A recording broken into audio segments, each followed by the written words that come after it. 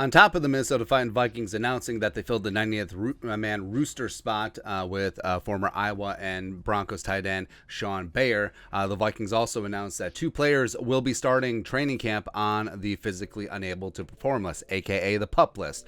Wide receiver Blake Proehl as well as linebacker Ryan Connelly have been placed on the PUP per the Vikings. Reveal your sources.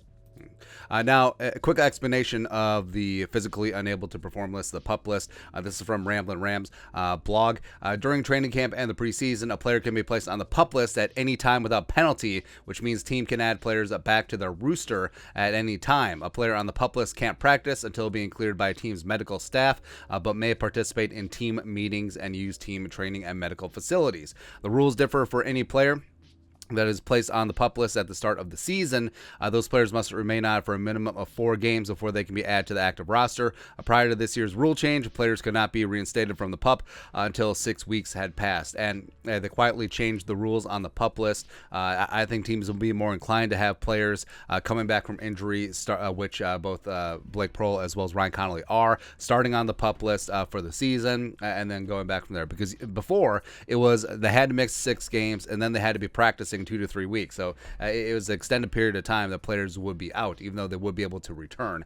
Now, you have to be on the PUP list in preseason to be able to be eligible for the PUP list in the regular season. You can't just have a player and then just try and stash them on the PUP list as opposed to getting them through waivers, putting them on the practice squad. Like, oh, he's on the PUP.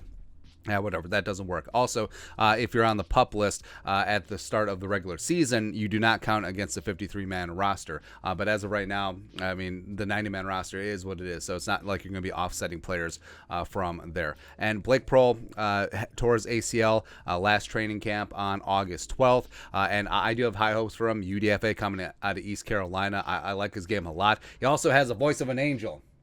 And he could factor in the wide receiver 5-6 practice squad type conversation and then rise up and go from there. I think that he does have some potential going forward. Ryan Connelly, the pride of Eden Prairie, formerly Stupid Badger, but don't hold that against him. He tore his ACL last season, a Thursday night game against the Steelers. He began his career as a 2019 fifth-round pick with the Giants, he tore his ACL that season, unfortunately. He's played 26 games over the last 2 seasons with the Vikings, making 9 tackles on special teams. And I do think that he has a chance to potentially stick around. He and Troy Dye are big-time special teams contributors as well as backups at the off-ball linebacker position. So both Blake Proehl and Ryan Connelly nursing back from torn ACLs.